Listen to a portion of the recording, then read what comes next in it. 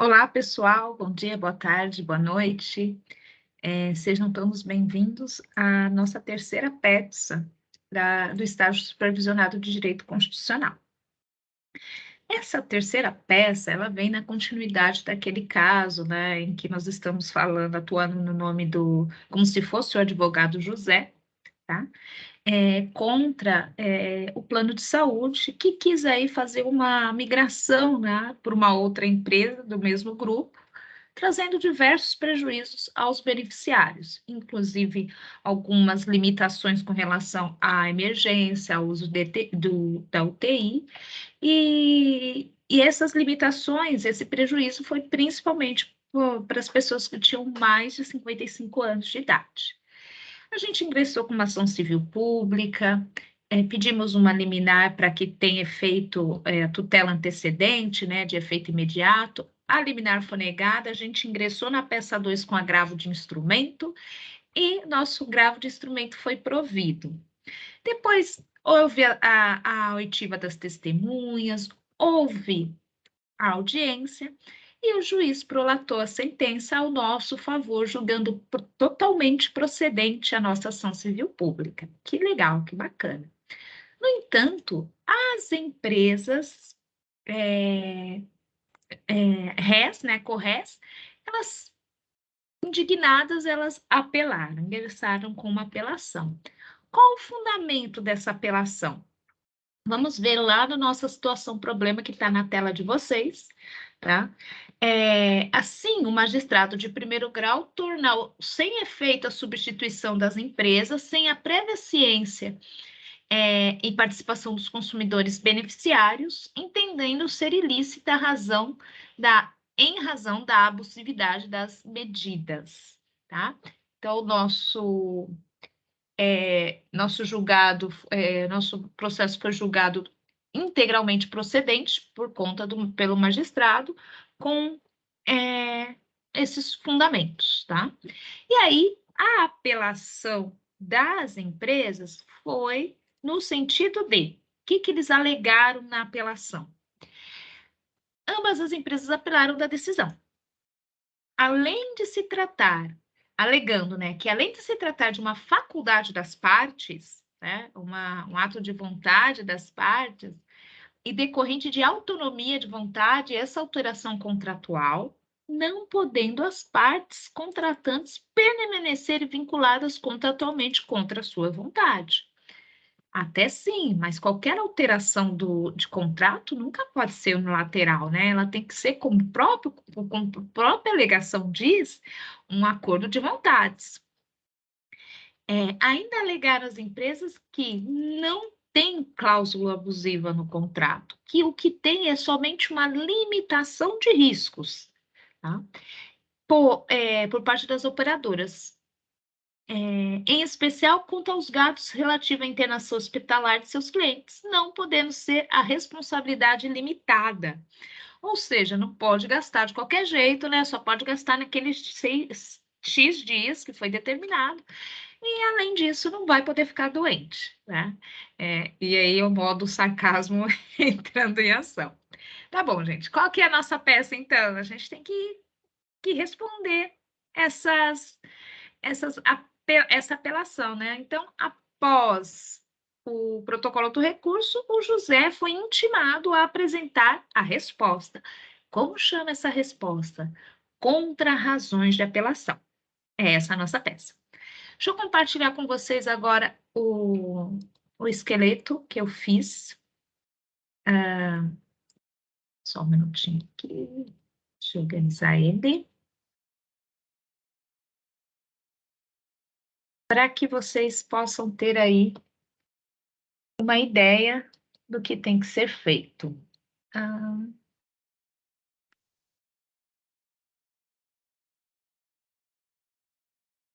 Então, vamos lá. Então, é uma contra-razões, ou seja, a resposta à apelação. Toda contra-razão, e assim como toda apelação, ela tem que ser interposta sempre em duas peças, tá?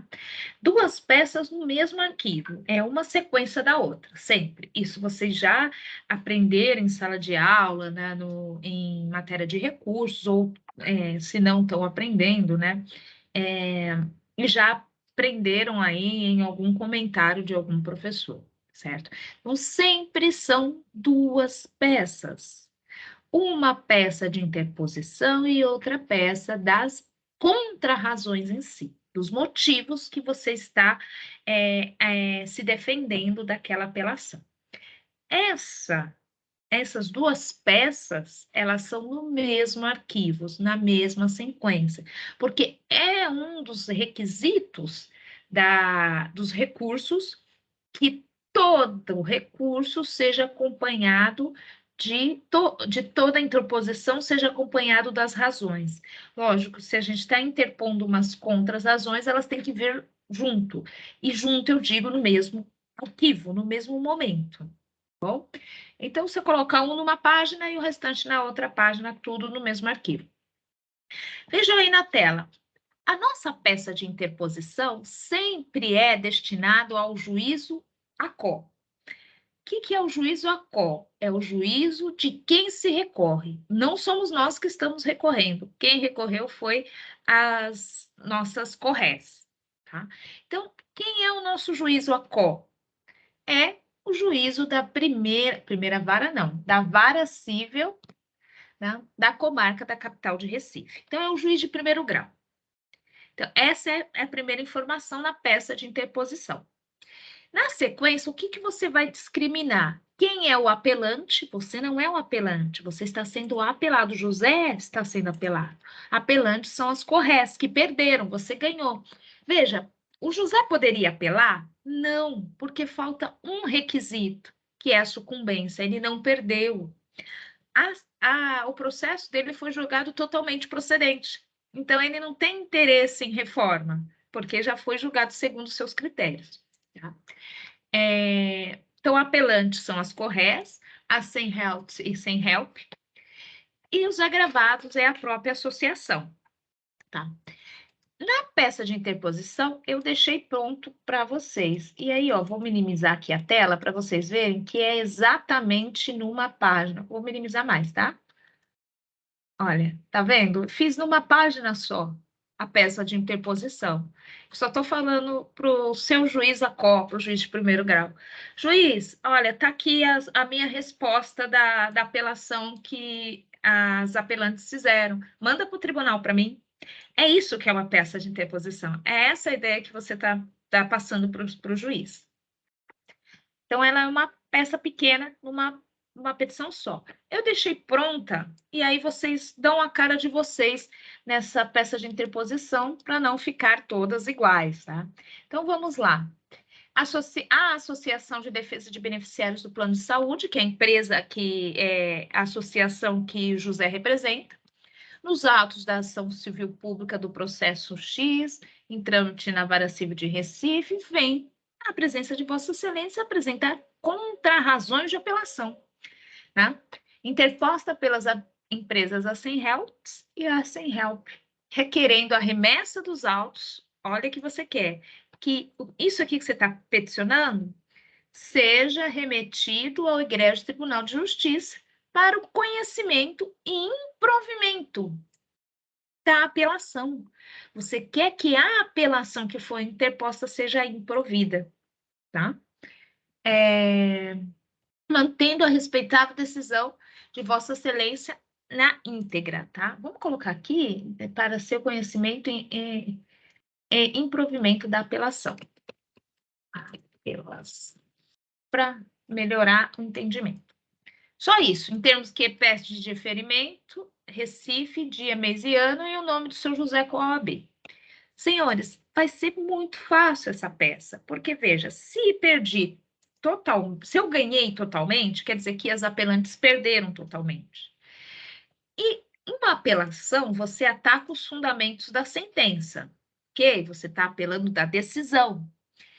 Nas contrarrazões, você tem que ter por base os argumentos da apelação. Então, você está combatendo a apelação em si, que tecnicamente vai ser os mesmos pontos que foram invocados na nossa inicial, no nosso agravo, tá? Não vai ter muita dificuldade aqui. É óbvio que vocês vão buscar nova jurisprudência para trazer novas informações, mais informações, e vão estruturar o texto utilizando até os que vocês fizeram anteriormente, a petição inicial e o agravo, para poder desenvolver as outras partes e criar uma nova estrutura, tá? Mas a partir do que vocês já fizeram. Tanto é que, vamos lá, segunda peça, peça de contrarrazões. Primeira peça de interposição, a segunda peça é contrarrazões propriamente dito. Para quem que eu dirijo as contrarrazões? Aqui eu mando para o seu doutor desembargador, lá para o Tribunal de Justiça. Tá? Ele que vai apreciar as nossas contrarrazões. Tá? Egrégio Tribunal de Justiça, opa, escrevi 2 vezes aqui, de Pernambuco. Qualifica quem é o apelante e apelado novamente, informa que trata-se de contrarrazões de apelação, faz aquele puxa-saquismo básico que eu sempre falo para vocês, o formalismo jurídico, colenda câmeras, encíclitos, desembargadores, eminente relator, tá? Vocês podem usar outras nomenclaturas, pesquisam para ver qual é a forma que vocês mais gostam, deem a cara de vocês ao recurso, tá? Ou a resposta ao recurso. Essa primeira frasezinha que é introdutória, eu deixei descrita para vocês. E aí vocês compete vocês darem a carinha de vocês. Então, não sei se vocês perceberam a metodologia da estrutura, eu deixo entre parênteses o que vocês precisam preencher, tá? Precisam completar. E o que eu não coloquei entre parênteses seria a ideia geral, porque são textos introdutórios ou explanatórios, que não teria como eu pedir para vocês desenvolver, mas para vocês terem uma ideia, tá? Então, primeiro da tempestividade, eu tenho prazo para responder uma apelação. O prazo para contrarrazões é 15 dias, com base no artigo 1010, parágrafo 1º do Código de Processo, tá? E aí você explica por que ele está tempestiva, essa contrarrazão, porque foi apresentada dentro do prazo de 15 dias, conforme determina o artigo 1010, parágrafo 1º do Código de Processo Civil. 2, dos fatos. Aqui você vai trazer uma transcrição dos fatos, desde o comecinho do que ensejou a ação civil pública, passando pelo momento do agravo, terminando no julgamento procedente e do inconformismo das apeladas. Tá? Então, você tem que falar parafraseadamente, pega o problema 3 aí e resume ele parafraseadamente, com as suas palavras. Do mérito recursal. Vejam que aqui no mérito recursal, eu coloquei um textinho introdutório, porque a gente vai dividir em 4 partes o mérito, em cada um dos pontos que tem que ser defendido, tá? Então, esse texto introdutório é só para falar assim, olha, o seu juiz está muito certo, a sentença está totalmente ok, não tem que ser reformada, é incabível, é incompatível essa apelação. Olha como eu escrevi. Excelências, com todo o respeito, é descabido o inconformismo das apelantes, sendo irretocável a decisão final do magistrado de primeiro grau. Abundam nos autos, tem muito nos autos, elementos que determinam a concessão da tutela definitiva em razão do risco de morte para a saúde dos beneficiários, que tem seus direitos de acesso a importantes tratamentos médicos, né, hospitalares, de tratamentos atingido de forma ilegal pela forma como restringe o contrato. Por essas razões, de fato e de direito, deve a presente apelação ser conhecida, mas julgada improvida, com manutenção integral da sentença quo do juiz da decisão recorrida.